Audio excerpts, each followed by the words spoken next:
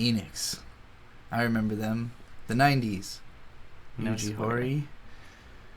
I don't know that guy yet. Toriyama, rest in peace. The legend. The GOAT.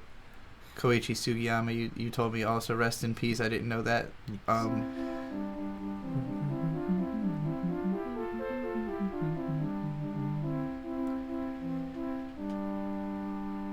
Regal. Oh, yes. Real shit. I already feel that sense of, like, communicating to me that, like, your patience will be rewarded. Yes.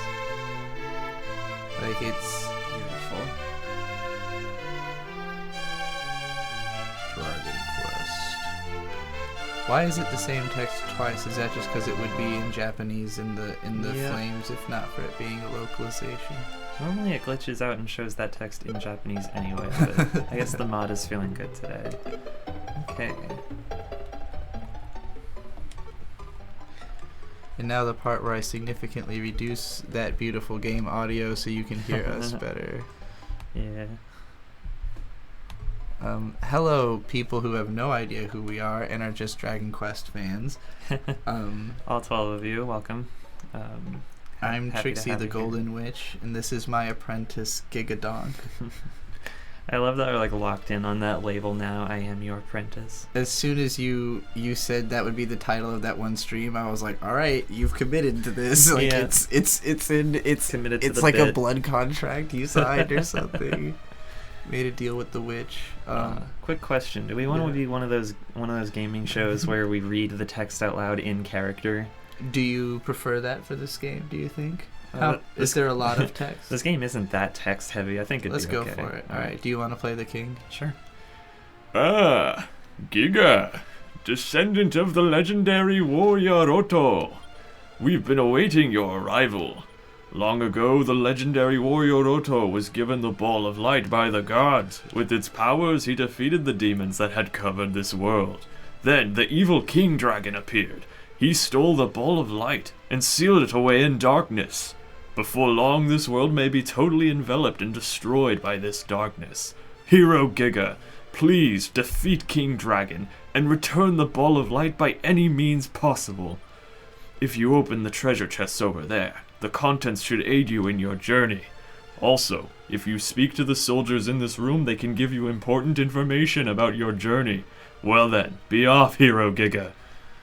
Yeah, I feel pretty good about myself after that reading. Could you imagine if I had not encouraged her to read the text? This would have been so much worse of a playthrough. And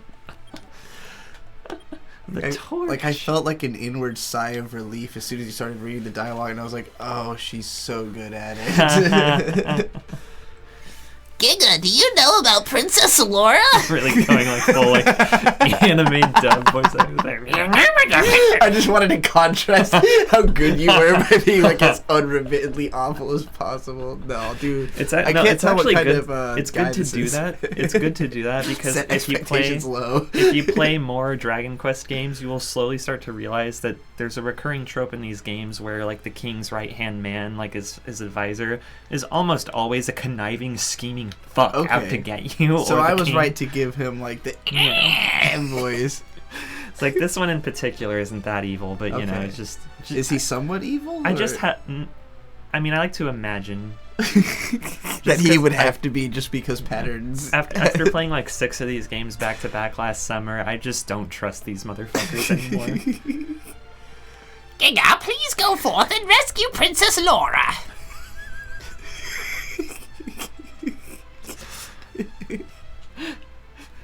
You do a really good job at doing horrible voices. I love Yu-Gi-Oh!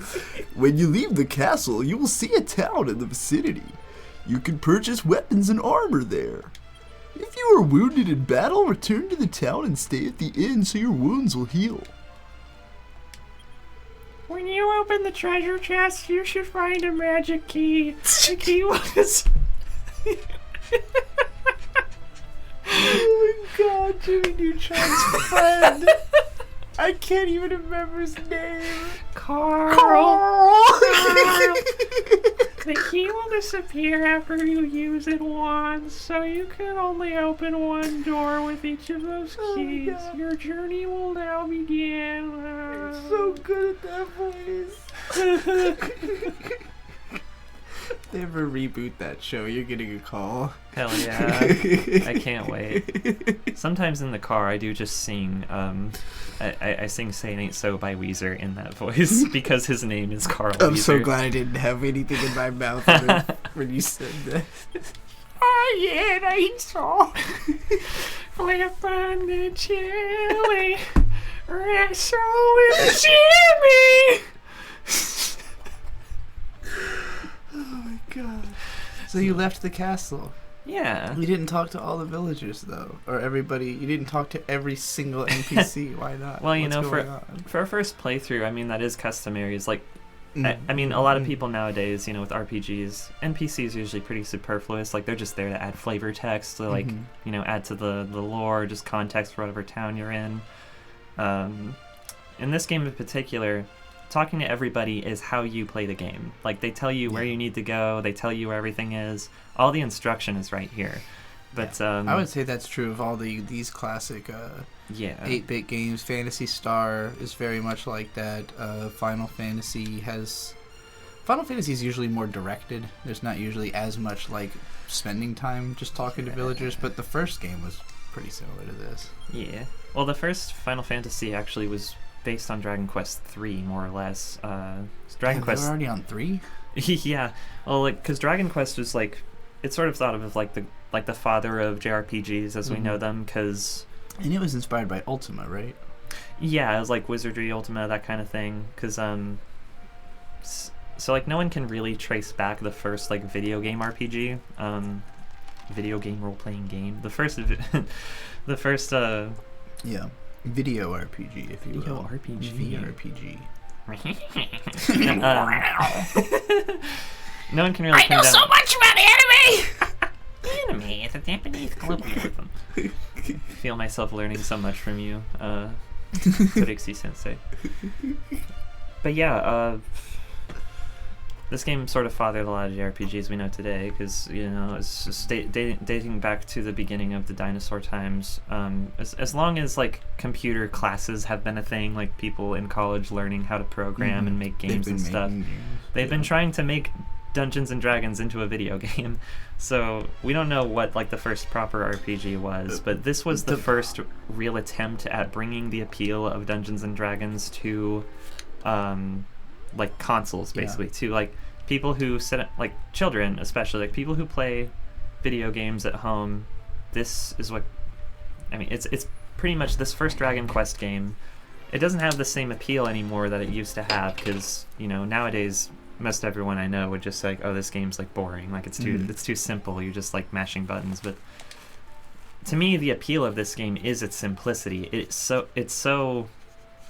just everything that is appealing about RPGs, the feeling of growth that you get, like starting out super weak, getting stronger, being able to get further from, you know, your home base and reach new places and see new monsters, fight stronger bosses, you know, all of that satisfaction you get from that gameplay loop that is the essence of Dragon Quest. It is incredibly straightforward and simple. It just is like, I don't know, to me Dragon Quest just is the RPG, because what makes turn-based RPGs exciting to me, oh, I already leveled up, how fun. What makes games like this appealing to me at all is it's mostly presentation. Turn-based RPGs, like, the gameplay loop is not difficult to nail down. It's incredibly satisfying and incredibly simple, incredibly repetitive, but so long as the music, the visuals, like everything, the artistry of the thing is compelling enough, I will just keep playing it forever. Because, I mean, I'm all about like escapist stuff. Like I love my escapism, and this is the ultimate escape. When I am unemployed, bored, like have nothing to do. It's funny how much what is better to do than this? The starter materials of RPG Maker are, like, look clearly based on like this game specifically, like a genericization of these already fairly generic visuals. Yeah. But like the fact that like you just clone stamp like mountain next to each other is it's really adorable as like a representation of. I definitely think you know, art design kept kept evolving. Well, and this isn't even the original, right? This is like the Super Nintendo remake of the because NES game. Many Dragon Quest games have had a remake in some form or another. This is my favorite way to play Dragon Quest 1 and 2 because this is all the graphics, like the assets from Dragon Quest 5 applied to those two games. Okay. And because Dragon Quest 5 is like also one of the most beloved games in the series. Like, ask anyone. So that's probably the one that RPG Maker would have been even more likely directly like pulling from. Like, they even referenced it in Lucky Star, if you remember a scene where they started talking about, like, should you get married to, like, the rich girl or the peasant or something, and Konata brings up Bianca or something. I'll always marry Bianca. That was a reference to Dragon Quest V. Probably underrated as an influence on dating sims. Yeah. Because those didn't like exist until like not too long after that became a famous thing with otaku and like that whole crowd. Yeah. I wrote down here. Yes. By the way, this is a good little communication, and especially if you're doing podcasts and Let's Plays tip. If you suddenly have like a massively explosive thought and you don't want to interrupt someone else's already happening brain blast, just write it down. I wrote commercial art versus history because it's very frustrating how, like, if you're a good historian, if you actually understand history, your instinct is to think, well, whatever the popular thing is couldn't have been the first one. There must have been something it was drawing from. So you ask the popular guy, like, what was your influence? And then they tell you about the other thing, and then you go down the rabbit hole and you figure out who actually did it first. But, like, there's so much pop history now, and by that, I don't just mean, like, I guess it started with stuff like VH1 doing, like, behind the music, but it's, like, it's not, like, real journalistic behind the music. It's, like, here's the history of how it was presented to you. I guess that's actually kind of a bad example because that one was more investigative. But there's lots of these, like, let's just return to everything that was popular from the past. I guess I Love the 70s is probably a better example from the same network of, like, just, like, giving credence to everything that was massively influential and not the things that are actually historically most relevant, you know?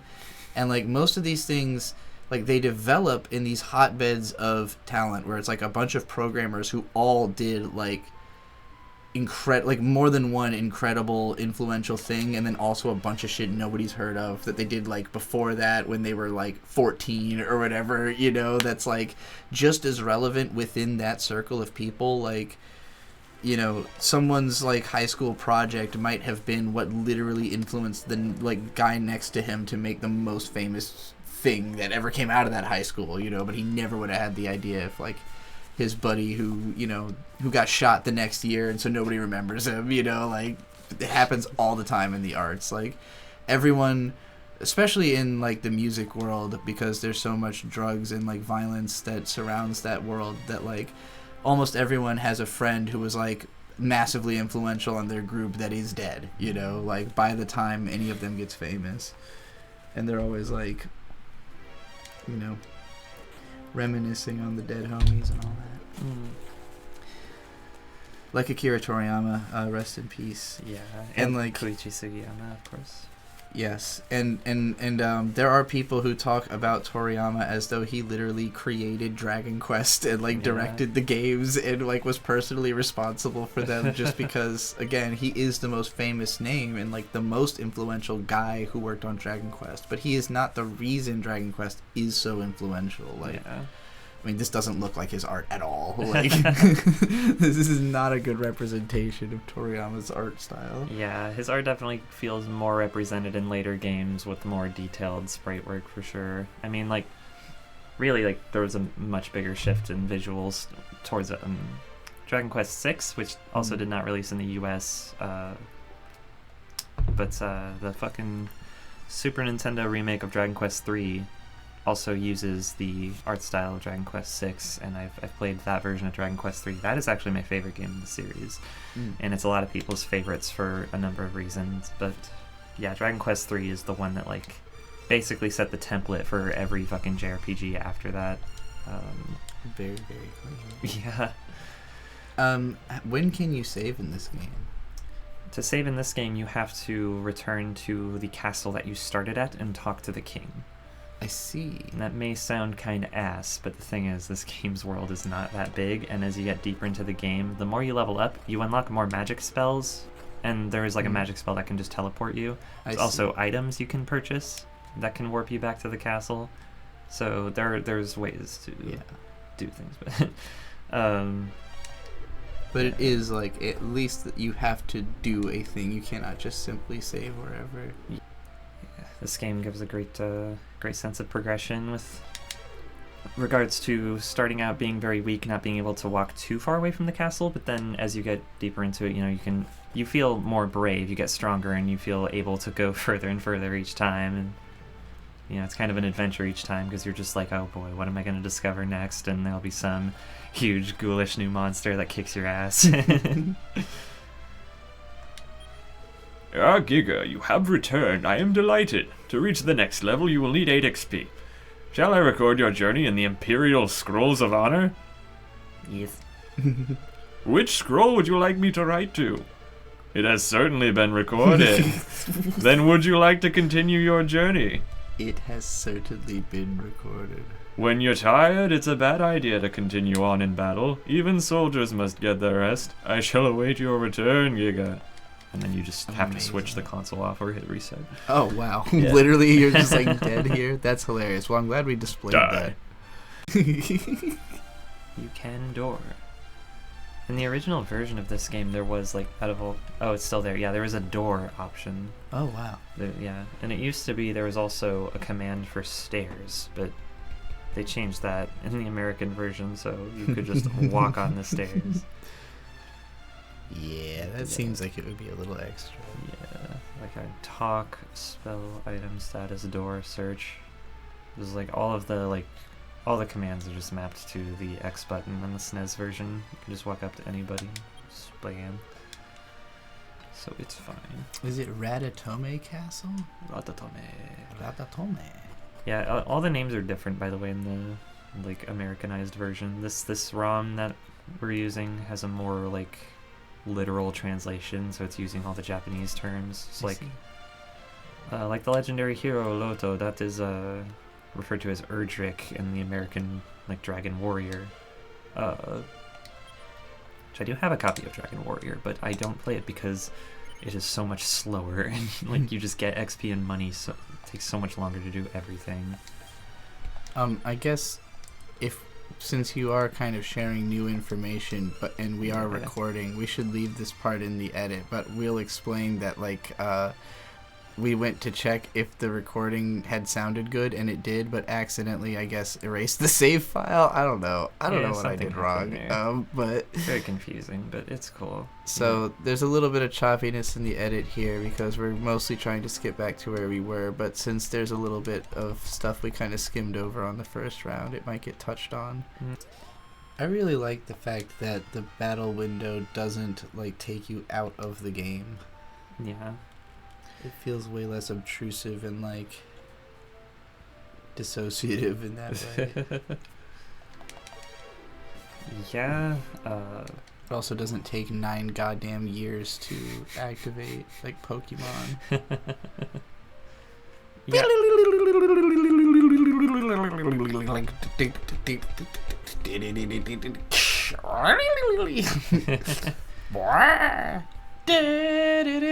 And then finally you hit the fight button. You're like, holy shit. Oh my god. 15 seconds. Okay, I'm just trying to get to his fucking forest. Can I please I just want to fight Brock. I'm ready. Please. No! Not another goddamn Kakuna. Holy shit. Kakuna used Harden. I know.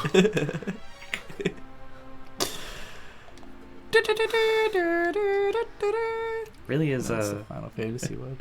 I gotta say, it is crazy how many things I thought were just annoying about turn-based RPGs, only to play Dragon Quest and realize that all the things about Pokemon that annoyed me, I thought were annoying about RPGs, they're just annoying about Pokemon, and that other JRPGs had figured out how to make this shit tolerable way before Pokemon came out.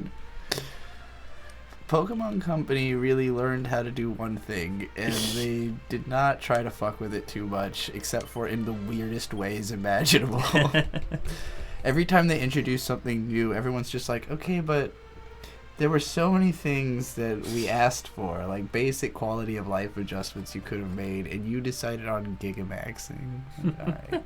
But this is not a place for Pokemon trauma dumping. This is the Dragon Quest. It was like Pokemon trauma dumping in service of building up Dragon Quest and hyping up how good it is by comparison. Because I mean, Pokemon would not exist if not for Dragon Quest, if you think about it. Dragon Quest V, as far as I know, was the first like monster capturing system in a video game. And it's not a very robust one, but sometimes in Dragon Quest V, when you defeat a monster, not kill, defeat, sometimes the monsters will just beg to go with you on your journey, and you can say yes and give them like a cute I would nickname. actually bet. I don't know, when did Dragon Quest V come out? Gosh, I don't know exactly.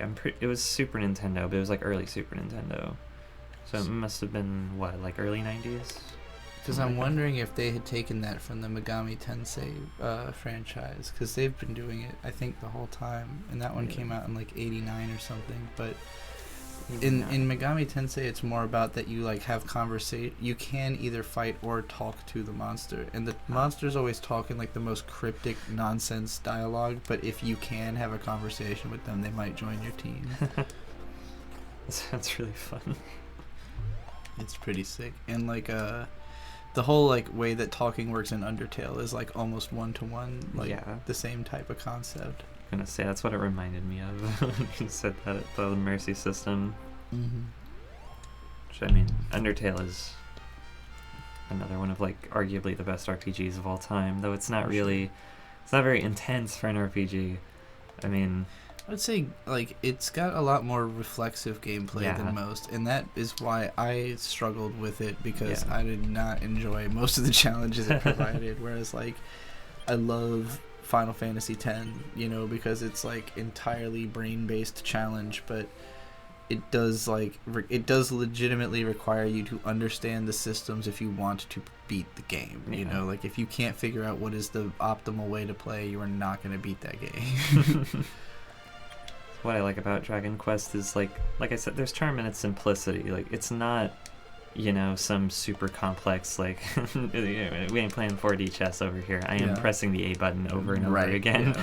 Like, it's just everything about the artistry of it, everything about like design wise, it is like the highest quality possible for something this generic.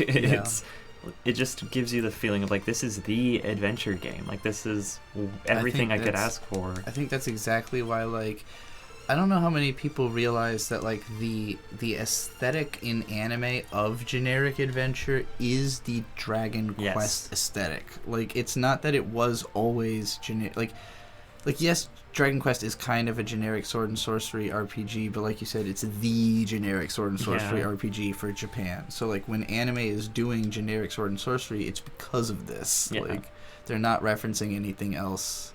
It's just Dragon Quest. The whole Yusha, like, isn't the hero literally just called Hero in these games? Like he doesn't even have a name? Depends on the game. Okay. Because sometimes there is a name, but it's usually derived from some external material, like a manga or some kind of like anime OVA, or sometimes even the manual. Sometimes it's only in the American version. Sometimes it's different in Japan. But by the time you get to, I think it's starting with Dragon Quest VIII. The hero's name is just whatever number the game is, which I'm not a fan of personally. I try to turn it into a name. Like in Dragon Quest VIII, if the character's default name is 8. That doesn't sound like a name to me, so I called him Aider. Or like Dragon Quest 9, I would just come up with a name like Nina or something, or like Dragon Quest 10. I mean, in Dragon Quest 10, it's a Roman numeral, and his name is just X, and I think that's terrible. That is terrible. I haven't. I don't know. 'Cause I tried in Dragon Quest 11. I tried naming my character just my actual name. And it kind of bummed me out when I realized you couldn't choose your gender. And everyone's like... and Dragon Quest 11 has voice acting too, so it's like more infuriating, where all the characters are like, "Oh, Krona, my son, my boy." And I'm like, stop. You should have warned me. Yeah. Surprisingly few games in the series let you choose your gender. Like, I think it's just Dragon Quest 3 and 4, and maybe 9, but I haven't actually played 9. That's like one of the only ones I haven't touched yet. I haven't touched 9 or 10. Have you caught up to where you had been before you before we yeah. killed ourselves? Before I ruined the world and restarted reality. Set me back a whole 15 minutes. I pulled a Madoka time loop. I don't even know what I mean by that, but I don't it's know either, but it's evocative. cool. It's transcoded, so it passes.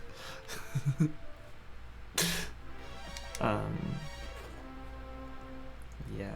I mean, the way this game begins is kind of interesting because, you know, you're just walking around killing slimes. Like, first thing you see is a slime. Maybe it's a blue one or a red one, but either way, these things are incredibly fucking iconic. Like, you see the slime in this game, you probably get a feeling that you've seen it before, even if you've never touched Dragon Quest in your life, and there's a reason for that. It's like, when designing the game, Yuji Horii just had all his ideas for like what he wanted the monsters to be. He would just draw like a generic sketch and just say like a slime and just like a pile of goo and give it to Toriyama, and Toriyama was the one who infused every like ounce of his creativity into this to make it like as like magnetic and iconic as possible. All of his designs are legendary, like unforgettable shit. There are so many monsters in this game that just instantly strike you as like, have all the slimes you fought been orange or red rather so far? Yeah, the red ones are they're just like the slightly stronger ones because you fight slightly bigger monsters when you're in a forest or in mountains. Okay, but you have been fighting blue ones as well. Yeah, the famous blue slime in the field. Yes. I should have mentioned like the encounter with the blue slime in the field as depicted here happens in my light novel, like literally in reference to this game. Like in the book Kusomega, or trapped in my own shitty light novel, so I might as well court the hot-ass goddess that summoned me. The main character is a light novel author who kills himself and then wakes up inside of a light novel world, and like he's immediately like infuriated because he was like trying to escape the life of being a light novel author. So he's like, oh no, I'm stuck in one of these stories. And the first thing that happens is he sees this Dragon Quest slime and has like a total, like his mind just basically falls apart. He's like, no, I can't, like this is not happening. And then it jumps on his head and starts dissolving his head, and he's like, okay, I have to fight this thing. The interesting thing about dungeon crawling in this game, this is the first dungeon in the game, and I'm actually not going to go forward with completing it because it is a waste of time. I just wanted to show it to you to kind of highlight why is it a waste of time? what this is exactly. Here, or? So this first dungeon doesn't have any monsters in it. Oh. The whole purpose of this dungeon is that it's purely just to, because this game is like communicate to you the concept of a dungeon. Exactly. Yeah. It's baby's first RPG. Intentionally, it's supposed to teach you every last thing. It's everyone's first RPG. It's what it's for. Nobody knew what the hell this was. So there's no monsters or anything. I don't know if there's even any loot. But when you get to the bottom of that dungeon, what you do find is a little like a mural, like a stone tablet, explaining to you what your quest is, what you need to do to get to the Dragon King and kill him. Yeah. And it's essentially 3 artifacts. You need the Medallion of Roto to prove that you are a descendant of the legendary hero, and then you need I think it's the Sunstones, and so it's like a Sunstone and the Staff of Rain. And getting those 3 artifacts, that's literally all you need to do. Those are like the required objectives. Once you get those things, you can exchange them for the Rainbow Drop, which is what the legendary hero Roto used to create the Rainbow Bridge to cross over to the Dragon King's castle, which I want to. It's called the road, it's called the Rainbow Road. Hell yeah. It is a road that you go when you die. And that was another thing I forgot to highlight when the game started. I'm now making my way back to town to show you. Oh, wait. Making my way downtown.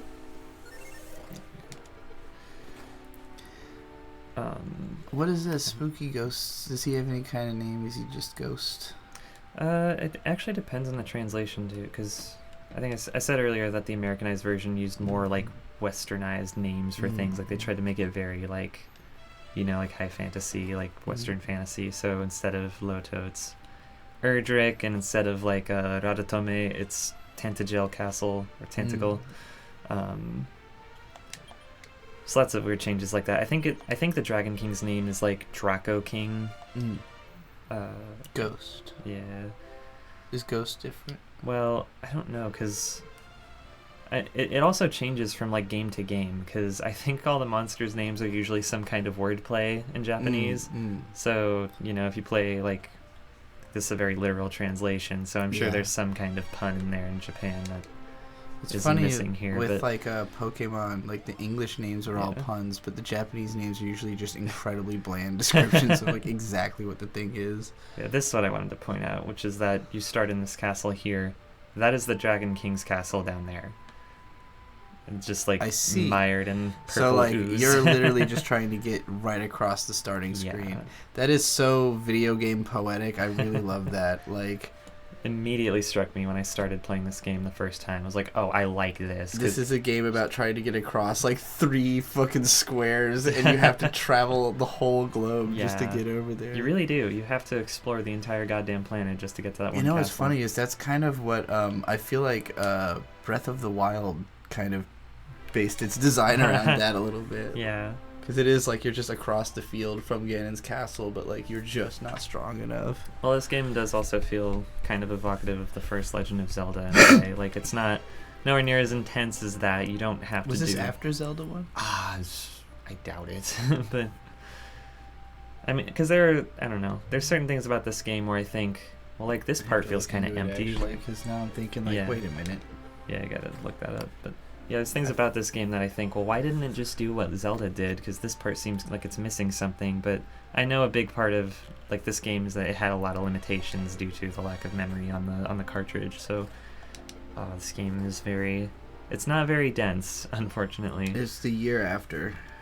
The year after. Yeah. Yeah. Zelda was 85, and then this was 86. Yeah. So definitely this would have been pulling from... Well, I don't know. It had to have been pulling at least somewhat from Zelda's like map design, right? I don't know. I don't know.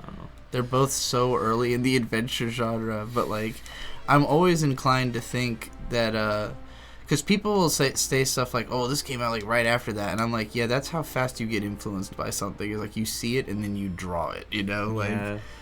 Yeah. As we've all seen with like in these days, you see fan art of stuff like while the episode is still airing, like something that happened at the start of the episode has fan art by the time it's off the air. That's how I got spoiled for Dragon Ball Daima, as I saw fan art and I was like, oh. Okay. The episode came out today. Yeah, literally, like the finale would come out and they'd be like, "Oh, I love the new episode." And that was the title, and it's huge spoiler. God, Fireball. Another fun thing about this game, later Dragon Quest games, you get lots of party members. In this one, it's just one guy. You are just the whole hero game. I of the see. whole game. You're just one guy. You get every magic spell, just like given to you incrementally as you level up. They just like they thought about including more party members. They just wanted to keep things really as simple as humanly possible, just for fear of overwhelming players new to this genre. Do I have a torch? Did I use my torch? I did. I can't see anything. This dungeon here is actually entirely optional, but I do it every time because it's a great opportunity to farm XP and monies. You need lots and lots of money. Pretty much anytime you come to a new town in this game, like the economy, it'll make you feel like you are like never going to have the money you need to buy the next weapon, the next armor. And it's always like a linear progression. It's like every new town you find like that is the next item to get. There's not a lot of like, it's just not complicated. There's not a lot of like choices you need to be making in this game. It really is straightforward. So it's incredibly easy to talk over. Like, all the Tales of games, like all of them have a very like, you get to the next town, they have the sword you want. Yeah. You probably have just enough money to buy that, and then like they'll have some other thing that's like, if you've been grinding, you can also buy this thing. Yeah. Hell yeah. And then that thing makes grinding easier. So like, I feel like with a lot of RPGs, you really only have to grind the one time, and then you get that little bit overpowered that makes it so like you always are just OP for the rest of the game. That was another helpful marker in this game is these little bridges here. Pretty much anytime you go over a bridge, the monsters are going to get tougher. I see. That's a great way to just subtly communicate to the player, like, hey, you might not be ready for this Final yet. Fantasy definitely copied that with like each little like piece of continent is like the next stage. And the Tales of series, once again, I definitely think those games borrowed influence from this. Yes. In their world design. There's an inn up here. And progression design. Yeah. So like I said, Final Fantasy 1 is just Dragon Quest 3, essentially, because Dragon Quest 3 is the first game that introduces the job system. It's like, That's why I like playing these games in order. Like, I feel, so many people will just be like, oh, like, what's the best one? Like, what should I start with? Yeah. People say Dragon Quest 11 because that's just kind of the best one. It has everything that is appealing about all the games. Yeah. And it's the biggest one. It has I really the best, think, like, highest production value. But if you start from the beginning and play each game in order, like, you get to feel like, okay, so this is what was the appeal of Dragon Quest when it began, and you get to feel it incrementally getting better and better with each new entry, because they all do something slightly different. Like, they all do the same things, but they also, each one introduces something new that's kind of like, oh, like, that's like like, that's the appeal of this one in particular. That's like a new idea that was introduced, and now I can understand how other RPGs came up with their ideas, because, like, so many things are influenced by Dragon Quest that you don't realize until you play Dragon Quest, and you're like, oh, I understand everything now. Like what I said earlier about Dragon Quest V essentially being the first Pokemon. When it comes to pretty much any franchise that's good, like, there are some franchises where, like, legitimately only one or two installments are, like, any good at all, and nobody's going to tell you to, like, play the crappy ones. But if it's one where, like, every installment is liked by somebody, the answer to what should I play first is always going to be the first one. Yeah. Or my favorite. the most, or my favorite, or the most recent one. Like, because if you're just trying to bandwagon and, like, play a game because it's new and popular, just play the recent one, and then if you like it, you'll want to go play the other ones. Yeah. But, like, if you're interested in the franchise as a whole, eventually you're gonna play, like, ideally you're gonna play them all eventually, so you might as well start from the beginning, like.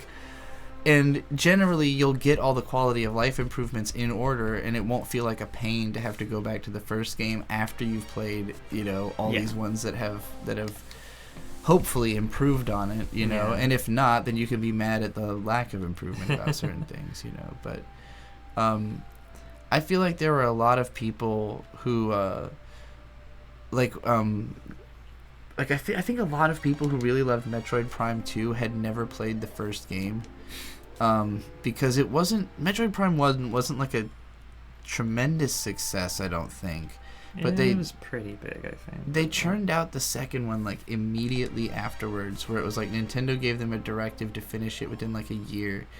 And it got a lot of press because I feel like game journalists wanted to, like, who loved Metroid Prime 1 wanted to be like, oh, Metroid Prime is, like, the shit. We got to talk about how cool Metroid Prime is. And, like, they made another one, and it's even better. It's even harder, And, like, I feel like it got more hyped up. But for me, when I, like, played them in order, going from the first to second one, I just felt like all the corners that had been cut and, like, that pressure of, like, oh, this is a game that was made in a year, This is, like, Metroid Prime 1, if you were forced to churn out a sequel as quickly as possible and you tried to make it more appealing to, like, hardcore gamers or whatever, instead of, like,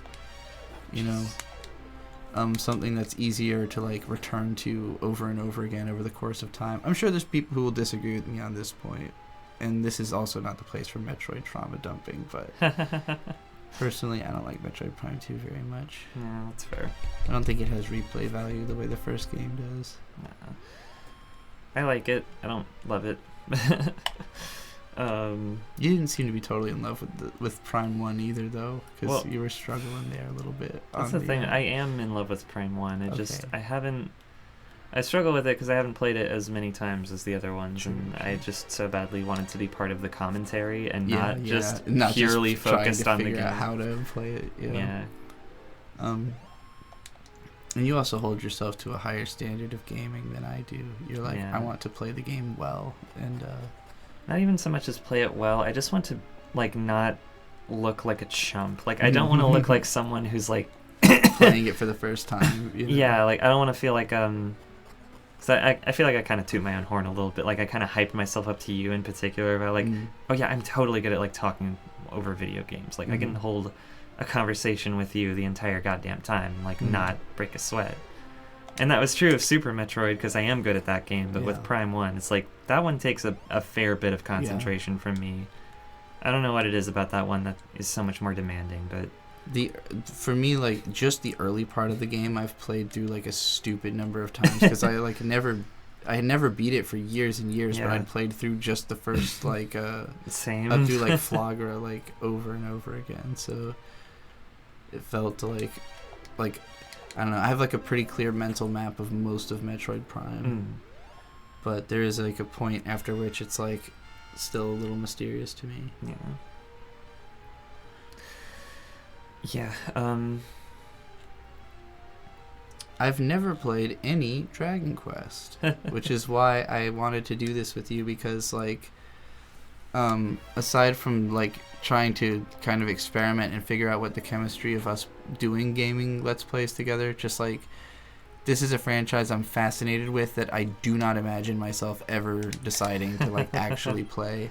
And like it's fun for me to watch you play it. It does literally feel like I'm just watching Final Fantasy 1 right now while you're actually in like the cave, but especially because it actually does do cutaway to the fighting instead of just having it appear above the world map, which is interesting. I feel like that's kind of a big roadblock to why these games never took off the same way in America as they did in Japan, is the first-person perspective. I don't know think why so too. it is, but just some people really badly want to see their character on the screen when fighting monsters. Like it, you know, I mean, it doesn't bother me because I'm just like, I have an easy time projecting myself onto my character and just picturing this whole thing. Like in my mind, this is like a big fantasy epic. It's not just this itty-bitty little sprite in the middle of the screen. There's enough abstraction going on here that I can imagine a bigger, more incredible battle going on than what's being portrayed. And I mean, that to me, that's like purely the strength of like the presentation, you know, like the music, the vibe, like everything about this game, its colors, like it all kind of evokes that, like it stokes my imagination and gets my brain running. You know, it's powerful stuff. Like I really do attribute a lot of that to not just Toriyama, the obvious choice, but to Koichi Sugiyama, the sound composer, because the music of these games is fucking legendary. Like I'm pretty sure he was an anime composer. Like I think I've heard that before, but I don't remember which shows. I'm sure if you looked it up, you would find like a bunch of shit you would recognize. This music of this dungeon really reminds me of the Forest Temple from Ocarina of Time. The Forest Temple is supremely creepy in a good way. True that. It's interesting all that stuff you were saying about imagination, because I really appreciate that, and also like kind of don't really relate to it because I'm not super visually imaginative, like and like my brother Victor, you know, he plays a lot of RPGs and stuff, and I assume he probably thinks more similarly to how you do. And there was a time where like, because I've always been big into music, and so I play a lot of music like around Vic, and there was a time we were talking about the band ISIS, and he was saying how when we listen to them, he just imagines like nothing but like darkness because the music is so dark, whereas when he listens to Dragon Force, he's imagining like epic knights and like, you know, galloping on the plains, like all the stuff that they're talking about in the lyrics and that it sounds like kind of thing. And I was like really fascinated by that, because I was like, I don't usually tend to think about like imagery that much when I'm listening to music. I'm just listening to the music, you know, like I'm thinking about literally how it sounds and like what they're saying and I'm totally what the with words Victor mean and that kind of stuff.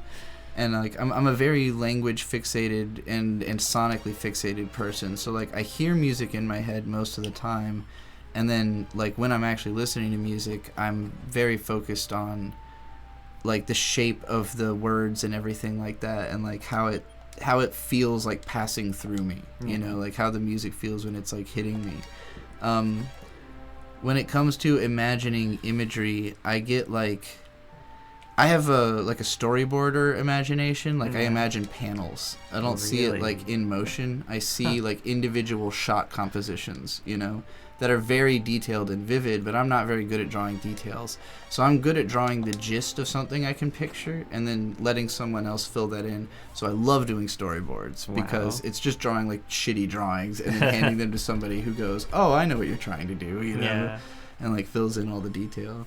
That is fascinating because I'm more of a Victor in that regard. Where when I listen to music, I am either imagining, you know, like the epic battles, like you said, or I'm picturing a music video to go along with it. There's even a playlist of songs I have specifically for imagining like my imaginary fantasy epic that I'm never going to actually write, but that I'm just writing in my head for fun. There are certain songs that do take me that way if they are incredibly evocative in specific ways, and I think we both know one great example. Man, you're on Jackhammer! Absolutely. Like, you have to imagine a guy on a big turret, like, firing at a spaceship. It's, like, what else could that imagery be? Man, your battle stations will have you dead pretty soon. And now, silly written from my brother's blood machine. Man, your battle stations will have you home pretty soon. And now, cut the throats of babies for them. The most important lyric. It's funny because I was singing to like that album on the way here, and like. It's like for that middle chunk of the song, it's just it's the perspective of me singing to you, like for you, I'd kill anything just to make you happy, make you tell me that you're proud of me. For them, I'd kill anything, cut the throats of babies for them, break their hearts for they were them. Waiting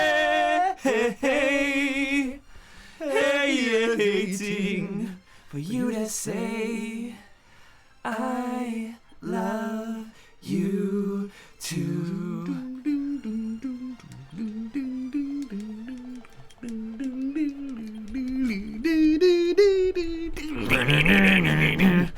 The navigator, the pilot, her favorite.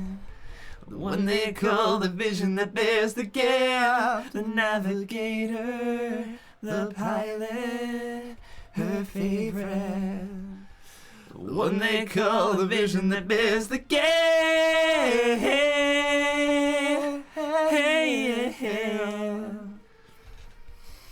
Will the children really understand the things you did to them? And why, oh why, should they conjure up the will? For you, my love, I would kill him. We're coming home pretty soon. Coming home.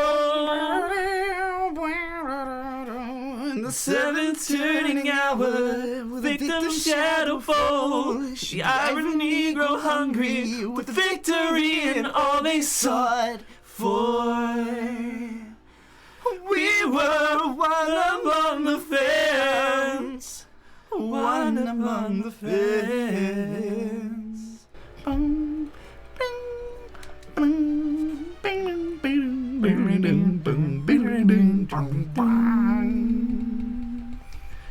I'm going to fart, and you're going to smell it. And then you're gonna fall, and I'm going to look down, and I'm gonna laugh. I'm sorry to tell you, I do not have the lung capacity right now to finish this song.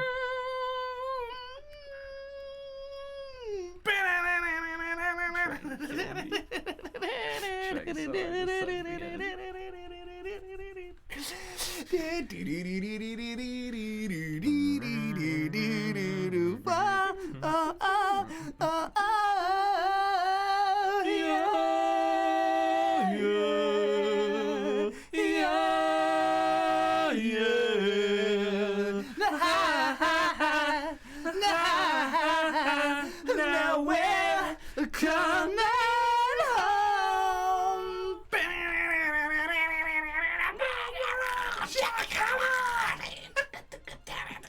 Man your battle station. We'll have you dead pretty soon. And now, sincerely, read from my brother's blood machine. Man your battle stations. We'll have you home pretty soon.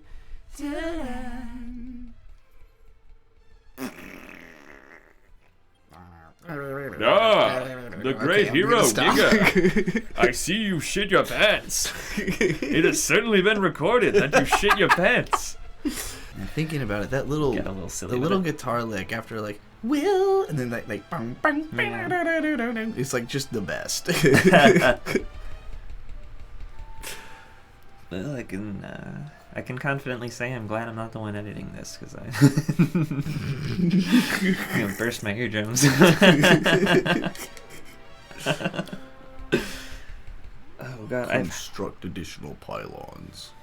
I'm feeling a bit low energy. It's not just because it's late, it's because I've had this urge to shit. Like, I have a powerful urge to shit, but I've not been able to shit. I've not been able to shit. I'm waiting for the shit to build up to a certain point. Like, once my asshole levels up to a point where I unlock the poop spell, then I can finally cast poop feces. For you to shit. It's what I do.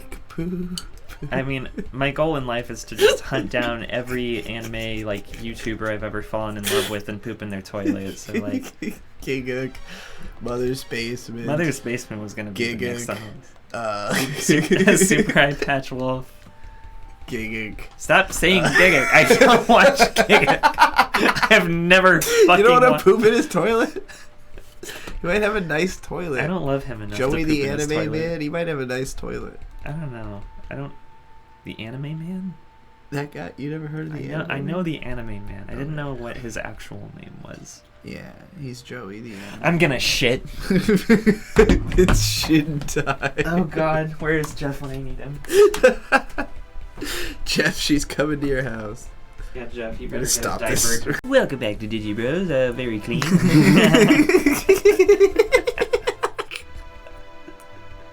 That's the vertical slice of the DigiBros experience.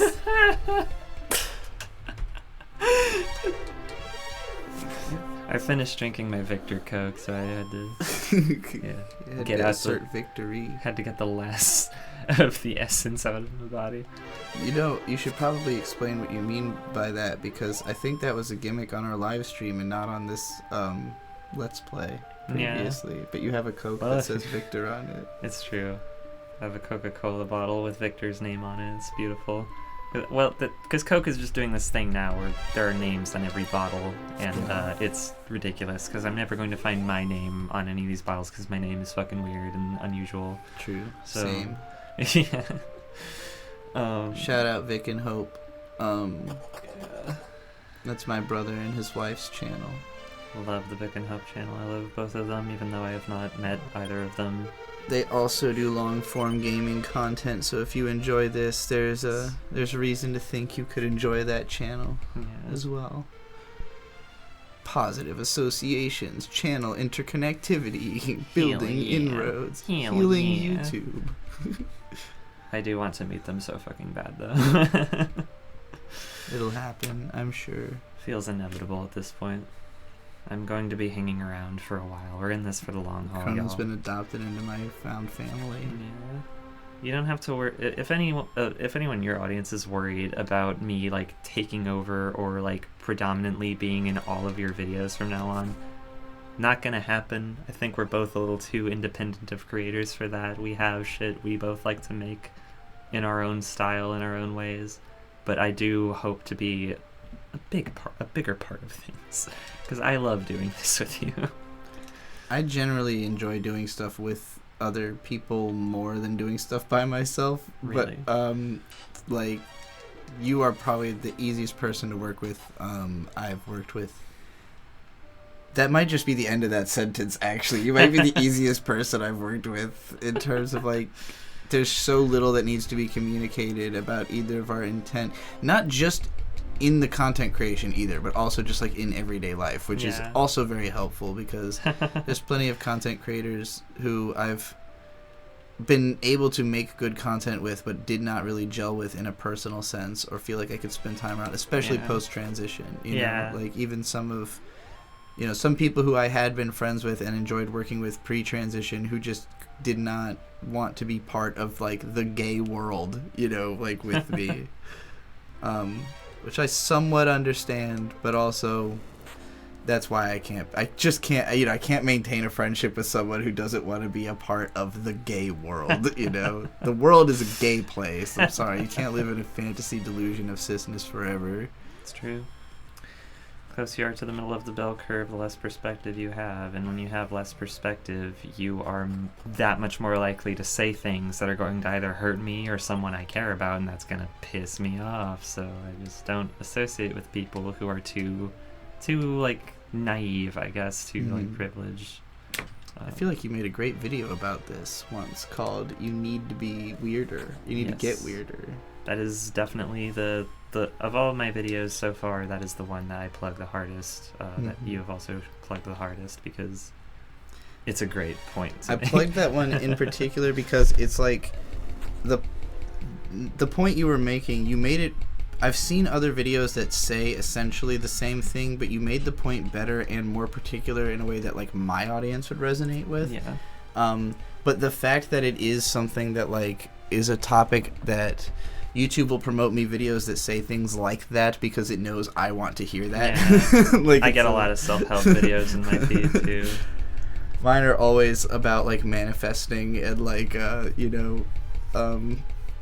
having the right attitude and like making sure that you're not like letting yourself get into any mental traps kind of thing. Yeah. Well, I feel like the way a lot of YouTubers go about portraying that stuff is it's like almost kind of medical, like kind of a psychiatric perspective, like someone almost like a motivational speaker being like, listen, this is how like these social issues arise, this is the exact science behind it, this is why you're failing, and this is how you can fix the problem. Whereas the way I do it is I just come in the room, I kick some shit over, and I'm like, fuck this, listen, I see all these fucking assholes telling me what to do and I don't like it, and you shouldn't either. Yeah. It's a very my approach is much more emotionally charged and kind of honest, and also kind of like, I don't want to say edgy, but just like not. I have forthright. I have no American. I like to think American, of it as a very like United States American way of being. And me even clarifying United States is not very United States American of me, but you know, I am not truly purely. I am not a person of the United States. I'm a person of the world. But I do not identify as a patriot. No. But I do think that people from here, including us, just like a part of the personality of this country is to be very like, yeah, and here's what I gotta say about it. You know, like. But we do kind of like take the piss out of ourselves while doing that, where it's like, obviously you can take or leave all of this. Like, I'm not going to pretend that I'm like some, like, it's my way or the highway. It's like, it's my way or you're going to run me over with your truck. Please don't, you know, like. I feel like I make it pretty clear with the way I present myself that I am not trying to be the arbiter of truth and justice in the world. I am literally just telling you this is what I think, and if you disagree, you know, go off, I guess. Like, I don't care, really. Yeah. It's like someone tries to, I don't know, debate me or criticize me in the comments, I'm just like, okay. If you disagree, do it over there. Yeah. Well, you're free to disagree in my comments, just don't expect me to give a fuck. I don't know. It's always weird because people always feel weirdly entitled to like YouTube content. So, a skelly man. I never really understood that fully. Like, people feel so entitled to just shill over whatever you're doing, regardless of whether they understand it or even know who you are. Yeah, you know, anyone can click on a YouTube video. If you're not paying me to do this, and even if you are paying me, that doesn't give you like control over me. You know. People have a weird like fandom mentality about that. Like, I've supported you so much and you don't care about me at all. It's like, I don't know you. I would maybe like to get to know you if you're cool, but I don't know. I'm thinking about, like, I'm trying to think of a ridiculously elaborate metaphor. About, like, if there's, like, 4 people, right, and they all start a rock finding club, and they're all having a good time finding rocks, and, they tend to pair off in pairs of 2, swap around, hang around, have conversations while they're picking up rocks, and then one of them's like, you know what, I'm kind of want to, like, pick up feathers, too. And the other 3 are like, we're not into feathers, and so they're like, all right, fine. So they start having, like, solo expeditions to pick up the feathers. Then you got the other 3 guys, they're still picking up rocks, but then one guy realizes, like, oh, I don't actually like talking to these other guys, like, without that other guy here, like, it's kind of boring picking up rocks. And then he goes over to Feather Guy, and now you have a choice. This man can either decide, I'm going to go pick up feathers with that other guy because I like hanging out with pick up feathers guy, or he can go bitch at that guy about, why don't you come back to picking up rocks with us? I miss when you were picking up rocks with us. I don't like feathers. I wish you didn't like feathers. And it's like, I don't know, man. Maybe you should try seeing the appeal of feathers also. Yeah. I don't understand, like people who are obsessed with, like, your old content in particular. I don't understand the obsession or why it's so intense or why it lasted so long. Like, you really had to try to shake off a lot of those people. Yeah. They wouldn't just go away. They felt an urge to come back. We're still shaking them off. You're still banning people from the Discord, like, today, who are, like, clearly not, like, had to have been Digibro fans, because they could not have come on board through the Trixie stuff, Yeah. Or if they did, they're just tremendously fucking weird. Yeah. Some kind of cognitive dissonance going on that I'm not aware of. But, yeah, I don't know. It's just bizarre to me, because I feel like around the time when you transitioned was when I was, like, at the stage of my life where I was ready to move on. Like, I was like, I've kind of grown past the need for this parasocial relationship, and I can just go out, gain other perspectives, and be my own person, Like, I don't feel the need to prove myself to anybody. I don't feel the need to, like, adapt my like, analytical skills or whatever. Like, I kind of moved on from anime in a way. Like, I still like anime, but I just wasn't, like, deeply obsessed anymore. I wasn't just cooped up in my room watching anime all fucking day every day. It was just enough things changing in my life where, like, I had enough joy and enough things going on that I didn't, for lack of better words, I didn't need you at the time. So it was, like, super confusing to see everything in your life change completely, and I'm just like, well, that's interesting, good for you, I guess. And then all these fucking people being like, no, fuck, my life is over, my favorite YouTuber's gay. That makes me gay. I can't be gay. That means I have to suck a dick. It's supposed to be ironic. You weren't supposed to be gay for real. It's like Bugs Bunny. I was gay for real when it was with Daffy. That's a quote from Tails Gets Trolled. I just like, if anybody asks me if anything, like, is it gay? If yes. No matter what it is. Breathing gay? Probably, yeah.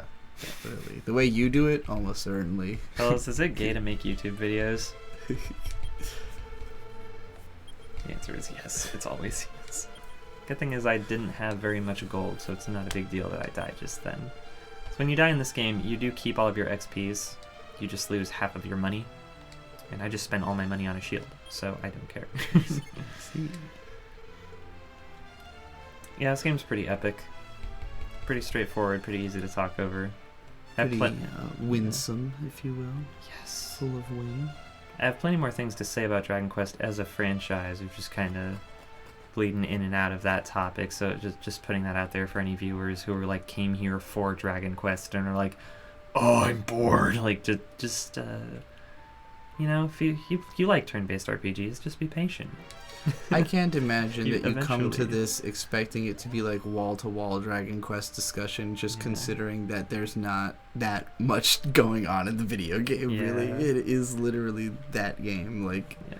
If you really wanted the most in-depth commentary possible, I mean, there are other YouTubers working on that right now. Yeah. One good one to check out is Altercate, a smaller YouTuber. Just like, he put out some really good video essays on the first 3 Dragon Quest games, and they're just really damn good. Game analysis is like, I find it difficult to pay attention to videos like that a lot of the time, where someone's just kind of dryly recounting the history and the mechanics to you. Like, this is what makes this game good. This is what I do not like. This motherfucker got it down pat. Like, made it super entertaining. Like, very very well spoken, really pleasant voice to listen to. Very well written script. Very tight, concise, not wasting my fucking time like I am right now by over elaborating on how good this video is. Just watch Altercate's Dragon Quest video. He goes into the history of the developers, everything, makes it pretty thoroughly entertaining. This is more of a phrases it better than I could. Introducing my friend to my video game that also happens to be like historically relevant and interesting. And exactly. I happen to have knowledge about it, but not like you're trying to be the Dragon Quest expert or whatever. Because I don't know, with me in these games, I mean, I don't experience art the way that some people do, where they just feel the need to research every fucking thing about it. Like, I can be that way if I'm like in the right mood, but most of the time I really do just want to experience the like emotional wavelength coming off of it. I want to explore and just have like, I want to have the story and the world wash over me and deliver whatever feeling it's trying to deliver to me. I don't want to be like, I don't know, I mean, like, it's weird to say because I am kind of analyzing things. Like, I'm always thinking about the production of it. I just also am like fully capable of getting immersed in like what it wants me to be feeling. Like, I have an easy time, you know, switching on my imagination and getting heavily invested in it all. Like, there's a bit of debate in the Dragon Quest fandom where some people prefer the games that are more like narrative focused, like Dragon Quest 4 or 5, where those ones are very heavily like, I don't want to say linear, but like very heavily story focused, lots of dialogue, lots of like intrigue with the plot and everything. And then there's others where people don't like it when some games you can customize your party members and choose like what their gender, their class, whatever, their appearance in some of them.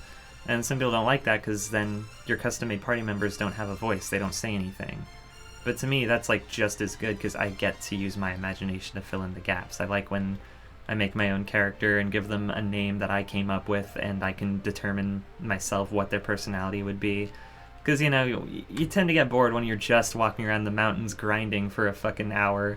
And it gives you plenty of time to just start crafting stories in your mind. like I did that a lot with Dragon Quest 2, even though that one doesn't let you customize your party members. They just don't fucking talk. So the whole time I'm picturing, like, in my head, it's like this incredible journey spanning like a dozen years or something, and I'm picturing the characters like growing older as they level up and like developing bonds together, you know. I'm going to speak to this. Definitely counts as like a zen cozy game. Yes. Hey, good looking. How would you like a puff puff? It's only 20 gold. What the fuck is a puff puff? Yes. What did she just offer you? Oh, all right then. Let's start. Puff, puff, puff. What the fuck is happening?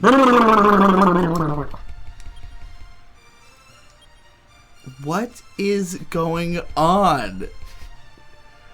What is all this puffing? So, real Dragon Ball fans know what's going on right now. Isn't that wonderful? What is happening? Why is there so much puff? That's it. Thank you very much. Well, then please come again. I spent 20 gold on that. Did she just blow you? Like, what was that? To elaborate, there's a scene in Dragon Ball where they use that same onomatopoeia in reference to putting your face between a lady's boobs, so they go whoop, whoop, whoop, around your face. So the implication is that you just shoved your face in her tits. Yes. Like over and over again. Yes. Japan is the horniest. It's a reference to place. Early Dragon Ball. Because, Is that in the Japanese, or is that like something that's incredible? This is actually amazing. That dialogue interaction I wanted to highlight in particular, because in the Americanized version, Dragon Warrior, That dialogue is not there. She just gives you some generic I'm not fucking surprised. some generic flavor text that has nothing to do with anything. But I mean, this mod is very. there's literally no way to very take that other than you just like bought sex in Yeah. some way, shape, or form. This is why That's eventually. incredible. Eventually, I would like to show you Dragon Quest III. I don't think we'd get through the whole thing, but there are certain things in that game that are quite interesting that I'd like to highlight. Like, that being one of them, the fucking whorehouse the whorehouse you can only interact with properly. Like, it's like a whole like scripted scene you can only access if you're playing as a male character, which I think is fucking hilarious. Because the ultimate, like, the punchline is just ha gay. It's like trying to buy sex and then getting totally fucking pranked into being gay. It's incredible. I do want to say about Dragon Quest III, one of my favorite things about that game, I don't think I've heard anyone point out before. Wait, I want to buy this Chimera Wing real quick because this is a useful item. That's what I use to fast travel. Dragon Quest III, the world map is based on like Earth, like the real world. Every continent in Dragon Quest III is like sort of shaped like a real life continent, and there is some wonderful humor to be found in that. Some wonderful bits of trivia, like the path that you're supposed to take through the game makes references to like real life historical events, like say I don't know, like I can't think of one off the top of my head, but one of my favorite pieces of lore in Dragon Quest III is when you're in North America. There are these enemies in that section of the map that are like these big ass birds that kind of remind me of bald eagles, and they have a magic spell that warps one of your party members at random back to the starting village. Meaning that you go to America and the bald eagles deport you. They send you back to where you came from. Oh my god! And you have to go all the way so back. accurate to the current political climate in the United States, but also which game was that? Dragon Quest III. That's amazing. Yeah. Wow. Game that just got an HD 2D remake you can get now. That is the best, like, low-key political comment statement I've ever fucking heard of. Absolutely incredible. I fucking died. Experienced that the first time. These games just have a great sense of humor. It's really, really understated. I didn't realize you could walk through the purple. I'm assuming it's toxic. It damages swamp. you. There are items you can get later on that'll protect you, of course. This game has like some light, I guess like Metroidvania elements to it. Like, I mean, it's an adventure game. Like, it's not really a Metroid thing. Like, That's I think, always been I remember a if I had thing. this conversation with you that, like... I feel like I've heard you say what you're about to say Yeah, before, that, like, but go off, Metroidvania girl. games should just be called... It's just adventure games. They're Yeah. all like that. Literally, the game Adventure was about finding keys and going back to doors and unlocking those doors, and then Zelda copied it, and this copied it, and they all copied it. Metroid was explicitly, like... It's just the next Zelda, game but a after side-scroller. Metroid, like Yeah. like Mario and Zelda, like it's Yeah. just a combination of the two, you know, like made by like the C team who had already seen Mario and Zelda and gone like, okay, let's just do what they did. And then Castlevania Symphony of the Night was explicitly supposed to be Zelda in 2D, Yeah. so it was not, Metroid was not even an influence on it. It was just Zelda. That is why I do not care for the Vania half of Metroidvania nearly as much. Yeah.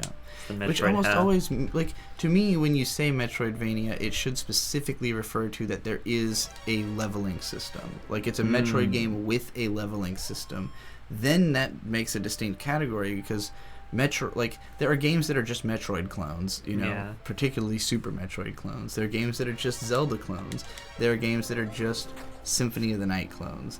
And that, I think, can be called a Metroidvania, but it gets taken to just mean, like, any exploration game. It's like, it's just an adventure. It's an interesting perspective to have, because video game genres are all so stupid and made up, like, messy bullshit that really can just mean anything you want to believe.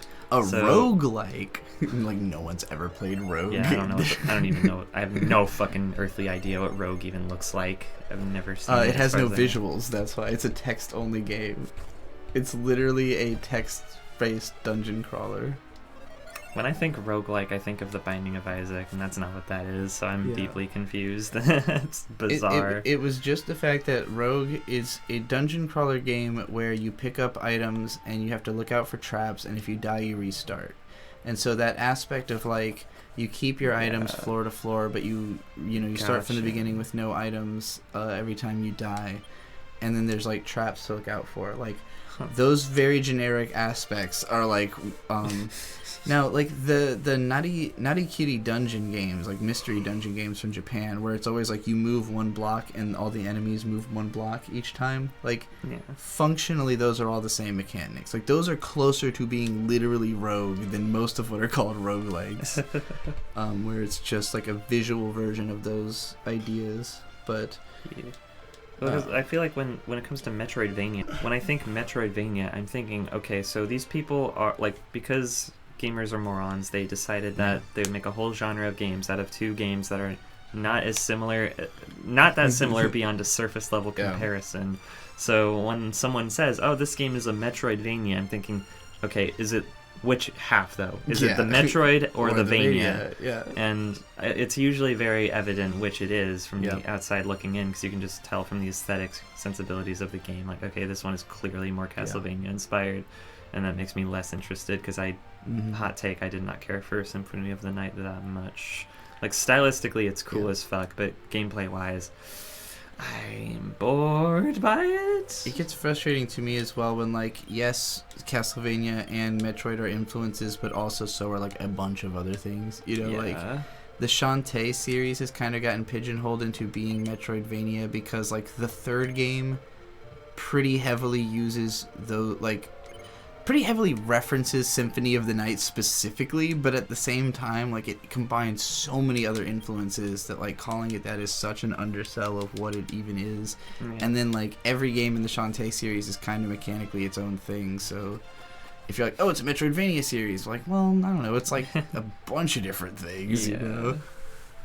But people love to reduce. They love to reduce because they're like, it makes conversation easier, and I'm like, conversation's not supposed to be easy. It's like a thing. It's like a whole, I don't know, an easy conversation is not it's not an interesting conversation. Such a you thing to say, and I love it. Here for it. I mean, is conversation supposed to be easy? That's a good question. I think most people are just lazy, and like, well, people like us also have to work a lot fucking harder to have conversations. So, like, true. Like, it was not this easy for me to communicate when I was younger. No, as I've said on the live stream we did earlier today, where I'm like, I basically learned how to be interesting from listening to a copious amount of Game Grumps and copying the way they tell stories, like the cadence of it. I don't do that anymore.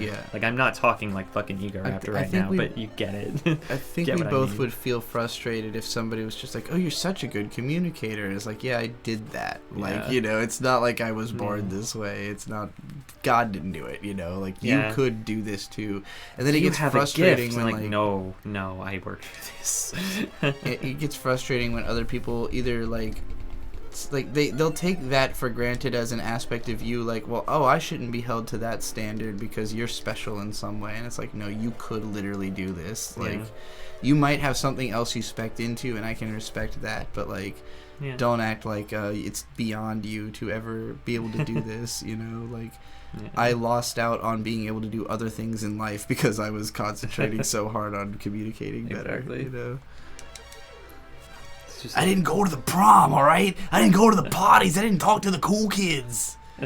I was grinding all the Roger Ebert reviews in a bedroom. I was grinding in Dragon Quest. I was grinding for hours. This game really is Zelda 1 without the parts where you have to be good at video games. Zelda 1 is, like, kind of hard. It is kind of hard. I can't. That's another game that if you ever want to do it, like, on the show, I can definitely play that one and talk at the same time, because I have beaten it many times. It's a little, level 6 will take me a bit more concentration, but you can just talk while I'm fighting those fucking wizards. Actually, I would like, at some point you should watch the Bird Friends Let's Play of that, because it is quite entertaining, and I edited the fuck out of it, so it's only like 2 hours long out of like a 30-hour That's incredible. There's there's two different edits of it. There's like a somewhat longer and a somewhat shorter edit, but Um, it's very fun. It was Bird's first time playing any Zelda ever, and also his first Wow. time playing any video game older than like Borderlands 2. So It's kind of insane to make it to your mid-20s not having played a Zelda game ever. well, he didn't grow up with video games at all. Like Okay. his mom made up reasons that are, you know, the undercurrent reason is they were poor, but like, Yeah. you know, his mom eventually got addicted to like World of Warcraft and like spent a lot of time on MMOs, but just didn't want the kids playing them, I guess. And then like he went over to a friend's house and like literally like I think Borderlands 2 was like literally his first ever video game, and then like Bloodborne was like one of his first games as well. So it was like literally like he was already almost an adult by the time he played any games. Wow. So now that's why he is so into gaming now. It's like catching up for like a lifetime of not even knowing this thing was so cool, you know. I feel that though. I mean, he's- video games really are just that cool, huh? Like, yeah. I kind of think a lot of people who aren't into games, you know, I always wonder, like, have they ever given them a fair shot? Because I'm very easy to just play a video game and be like, wow, like, I want to do this for the rest of my life. I think it can be tough to find the video game that like specifically, like for me it's hard to find games that I like because like mechanically there's always something I don't like about it, or narratively it's like there's Mhm. always something off balance that makes it less than exactly what I want to do, you know. And I still haven't figured out what is like my favorite game, like what is my Yeah. forever game, you know. I've got 3 of those. But like with Bird, his taste is very much because he has like the most intense ADD possible. So like he likes the loudest, most, you know, ridiculous, like Marvel Rivals is his go-to Yeah. right now. Where it's just like every character is shouting over each other. Constant There's so feedback. much noise, you know, like Yeah. and of course Overwatch was the same way.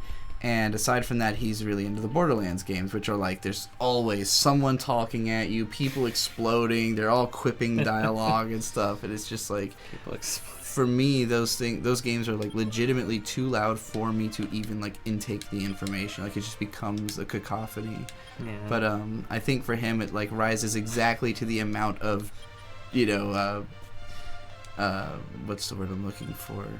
Not distraction, but like attention grabbing that he needs. I have a tendency to be like a little more. I don't play as many video games because the interaction aspect tends to be too much for me. Like I tend to like stuff that I can just kind of sit back and let happen, you know, or I can take easier breaks from. But I see. I do love Zelda. I feel like Zelda is like right at the pacing that like if I start playing it, it's hard for me to put it down, and I'll usually just blast through the whole game, Yeah. you know, no matter which Zelda I'm talking about.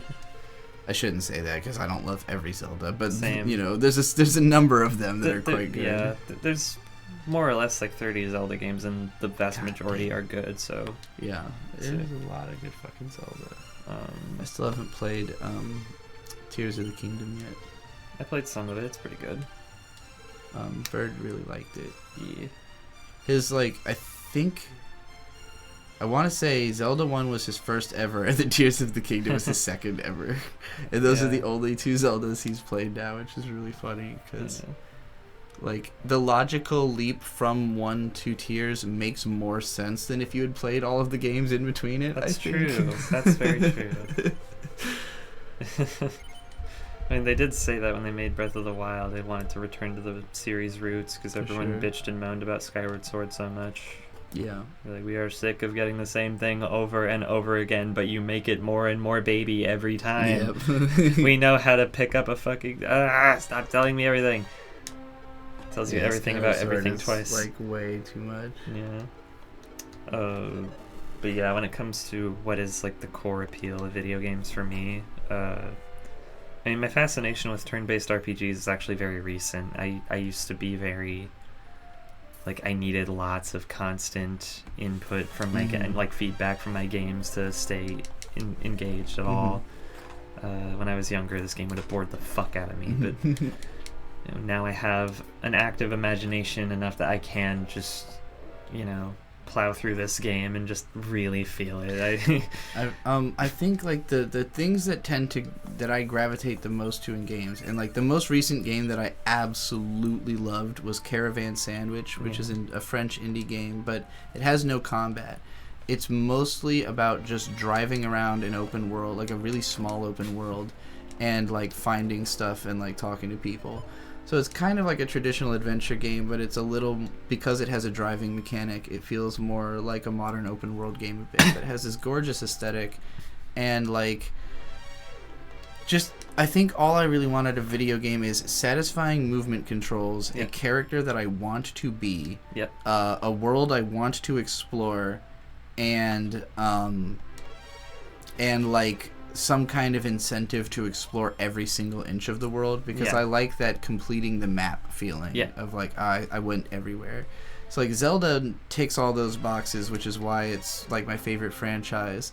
And I don't care for the game to have to be like challenging or anything. I don't tend to play them like over and over again, so I'm not looking for it to be like endlessly, giving me a feeling of like, I mastered this game. I'm just like, I want it to be cool, and I want to see the whole thing, Yeah.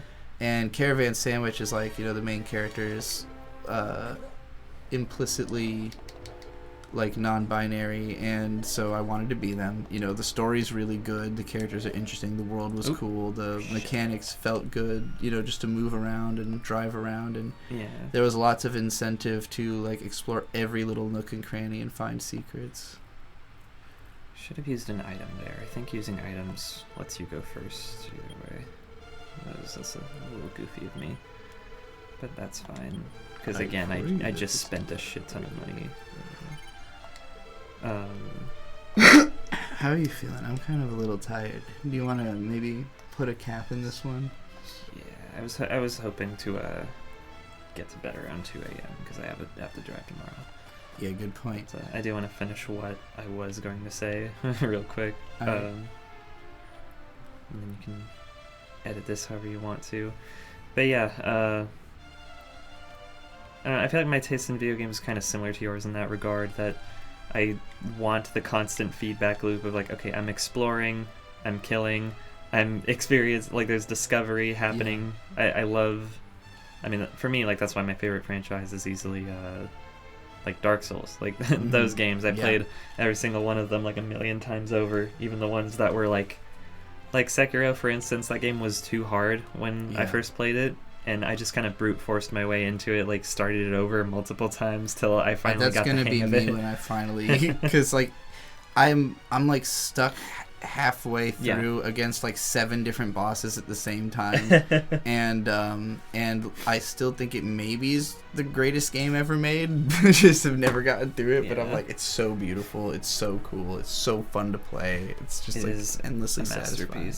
Yeah, now I've gotten to a point now where, because Sekiro is kind of like a rhythm game in a way, like once you know how each enemy moves, you can just memorize that, and it's like riding a bike. Once you know how to do it, you can just do it forever. So I have beaten Sekiro like 1,000 times because it's gotten so short now that I can just plow right through it. It's gone from being the hardest one to the easiest one, because that's definitely I just a know playthrough we'll have to do sometime. Absolutely, yeah. That'd be so much fun. I think I told you that was like the game I tried playing while high, and like because I'm so good at it, I was still able to get through every boss fight. I was just doing worse than usual and getting pissed off.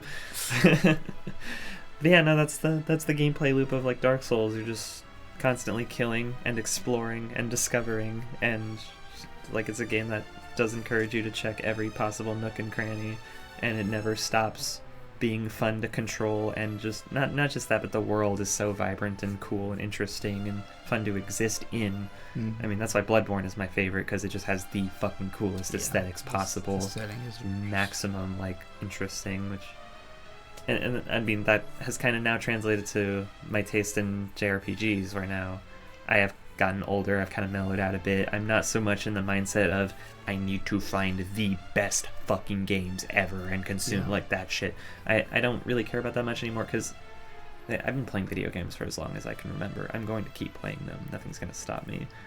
I'm just in that mindset of, if there's a game that I will really fucking love, I'm going to get to it sooner or later, because I'm doing this all the time. So JRPGs have become a very easy way to just kind of lose myself in something. They're very passive.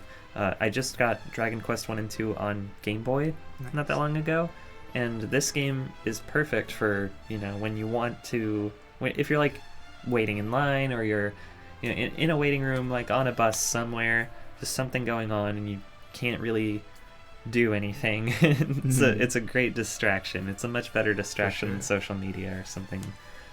Instead of doom scrolling, I just turned to Dragon Quest instead of just have a nice time for a bit.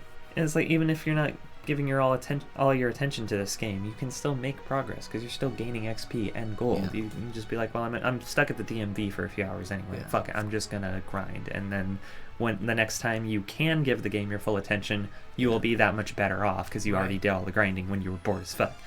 So that's a great point. But yeah, All on right, that so- note, I'm ready to. Yeah, I think this will be the first episode of probably a monthly series that goes on for, I don't know, years, because this game is long. But This is not the longest Dragon Quest. I mean, what am I now? Like level 9? yeah, Yeah, then we're already like a third of the way through the game. I don't know. Maybe. Oh, really? What for real? A third of the way through the game? I mean, I didn't really finish any dungeons, but like I gained access to some key items. Like one of the 3 dungeons we have to go to is right under the starting castle. So Okay, so this actually won't take that many playthrough I think- sessions then. not very many, no. I mean, if you Okay. wanted to do this like bi-monthly or something, we could do that too and just do some of the episodes online, like streaming. But You mean twice monthly, right? is that not what bi-monthly means? Technically, it means every other month. Oh fuck. But Okay. I don't know. Most people use it to mean twice monthly anyways. I'm just a magazine nerd. I do what I so- want. Do whatever the fuck I want. I mean, yeah. I guess my email point me is just my to save say, data. don't expect this tomorrow or next week. Is Yeah. the main reason I'm saying anything like that. Totally. We don't live in the same town. We This will, is a yeah, a rare occurrence, but hopefully not too rare and not forever. exactly. All right, everybody. Good night.